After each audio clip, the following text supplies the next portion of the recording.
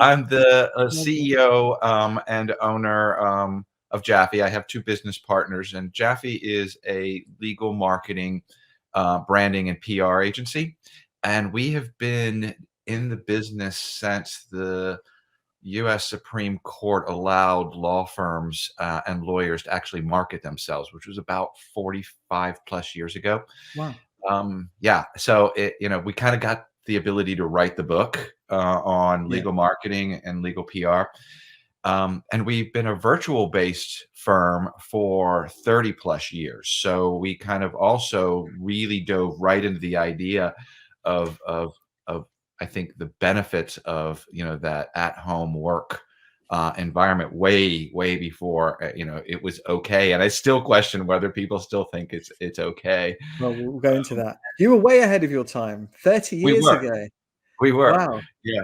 Yeah. And Jaffe was originally, created and owned by a gentleman who passed away about 11 years ago. And um, my business partners and I kind of stepped up to purchase the business, take it Right. over, and really reinvent what it is, which I think is perfect for some of today's topics because I can, really talk from experience of what we had to do to kind of right our ship to stay relevant.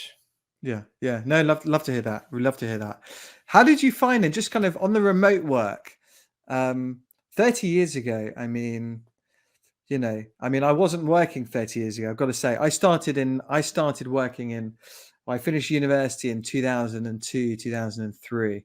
So 20 years ago, not too far off. But I mean, even then, I remember my first jobs. It was like, you've got to be in 8:30, can't leave till 6. I was working then I started in the city of London where it was just classic. It was got to be in 8:30, can't leave till 6. Then it was drinking. Then it was like, you can get drunk, but as long as you turn up at 8:30 at your desk, Of you're course. good to go. Yeah. There was no one back then. All the people were staying until the boss left. There was no work from home thing then for us. No, not at all. Because you didn't want to leave. Like you didn't want to be seen to be the guy who left early at Yeah. all. Yeah. It was very much, being seen. It was just a done thing, right? Yeah. Yeah. I didn't know anything else. But you know what's really funny in a virtual world? That still exists. And what I realized in it, because the only way that you can communicate and say, I'm still here, is emails or answering an email or doing something. And I find a lot of new folks that join our organization and don't really know the dynamics of a virtual world. And they still have that sense of, I'm going to stay until the boss leaves. So they see that I'm this hard worker. It still exists in that virtual world. They'll respond to an email that they didn't have to, just to let you know that they're still there and they're checking their emails. It's quite funny. I love that. I think it was a few months ago, I heard about this thing called a mouse jiggler. Have you heard of a mouse jiggler? I think you can get it for literally. I think it was around about the time you started to hear the word quiet quitting. And this mouse jiggler, you can get it $12 on Amazon, and it's like a pad like this, and you put your mouse on it, and it jiggles, and it makes whoever's, makes you like your screen alive. And if you're on a Teams or whatever, it will say that, you're still online and you actually haven't gone to the gym for like 5 hours. And that's funny. I love the way that we can beat the system like that from time to time. My husband has to take these courses in real estate, and they have to be on for the whole period of time. And he could definitely use the mouse jiggler because he is constantly running back with a timer and then hitting his mouse. But I just can't help but feel, if you're quiet quitting, whatever that means, and you've got a mouse jiggler, it's probably time to look for a new job, isn't it? I would think so. I don't think the culture's right for you. No, that's funny. How have you found? I'm just be interesting. As obviously you've been working remote for so long, it sounds like, which is wonderful. How have you found it? Like in the early days when you were hiring people for yourself, and they'd come for interview. I mean, I guess that would be face to face. But when they found out there was no office, how did you find it? Was it people that were like, actually, no, I want to come in, or how have you kind of how have you found it, and has that changed over time? Interesting to hear. Yes, it has, because nobody wants to come in anymore at all. Nobody wants to get together personally, which is quite funny. it was interesting. I don't think in the idea of remote, which we know it today, is really what the concept was back then. It was the idea that we don't need a bricks and mortar, a facility. We don't need to pay, for all this empty space. And I thought it was really a very smart, concept. So everybody was local at the time. So what you had was meeting time. So you'd meet Yeah. at the owner's apartment, condo, home, whatever, was the case at the time, maybe once a month. And you would have, large group meetings at that time and go through things like, let's just say a mini retreat in a way, but it's not just, an office meeting. And that was the face to face. And think there's no Teams, there's, the smartphone isn't where the smartphone is at that point at all. So really all you have is the phone and email. And that's how, the communications happen. But because we were all local in the Maryland area, it was a lot easier for us to go to somebody's home and collaborate and work if that was the case. And most of the client work was also local. Now Right. that Okay. changed, of course, and then you become the ability for new technologies to come into place. And as those technologies came into place, it made it a lot easier for us to communicate. We didn't have to feel contained or restricted by region and the ability to get together. And so now people are starting to move in different areas, which then allowed us to realize we can fish in different areas. We can find Yes. talent. We can find clients.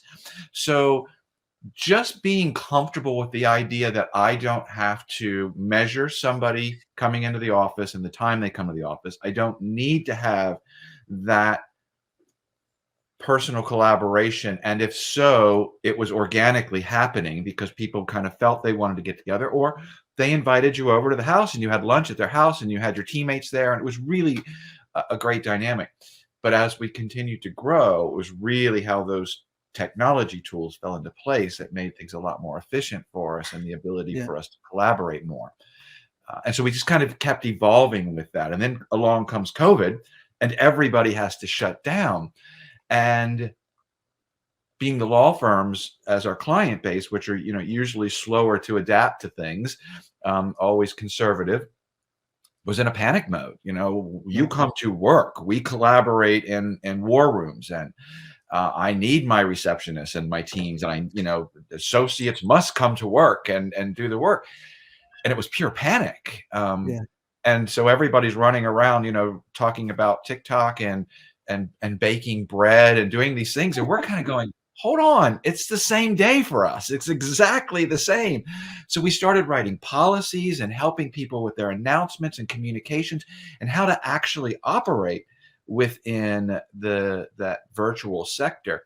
So we were ready, we Yeah. were kind of like, wait, this exists, this works. So it's been really kind of wonderful us to watch the rest of the world and our client base and everything kind of come around to what we were doing so naturally and watch them become so much more comfortable. Yeah, that's interesting. Really interesting, because also a lot of the big topics right now, or certainly the last few years, people have talked about, obviously, like people's leadership styles have had to change. People are so used to the presenteeism, or you can see your team member there, and of course, if they're sitting in front of you, they must be working. Right. And then you've got the burnout, loneliness, separation between work and life, and things like that. Had you kind of, when you started, did you go through some of that stuff as well as you were working Me at home? So like, personally, not at all. Because I love I'm a Cancer, so I love to be in my shell. And I thrive in the idea of my own music, my own space, my own ability to do right, what I need to do. And for a large part of my career, I was the creative director. So, I want to kind of get into my own head. I want to have stimulation around me to help, me think. And I'm not going to have that stimulation in an office environment at all. It's, so much more sterile and just rigid, and it just doesn't allow for the idea of creativity to kind of flow. So for me, I loved every bit of it. Also, as we talked about earlier, at that time I had 3 little kids. So I loved the idea of having the ability to go to school and to be the field trip dad and to do those kind of things. So I started to realize the importance at that point of life itself and being present in that. So all of that really for me came together. Unfortunately, I can't say those that I've hired always fit within that mold. Um, I think it's a really unique person that is conditioned or has the discipline to work in that environment. And some folks are, very socially driven and they need to feed off of other people. Yeah. And I have recognized, in the hiring process of who might not make it because you thrive better in a work environment where there is accountability. You thrive Yeah. better in a work environment when there is collaboration or the ability just to socialize. And those that have been here the longest and for 10 plus years, several folks, that's because they thrive in the idea of that work-life balance, and I don't need to be, tethered to or connected to individuals and or the work dynamic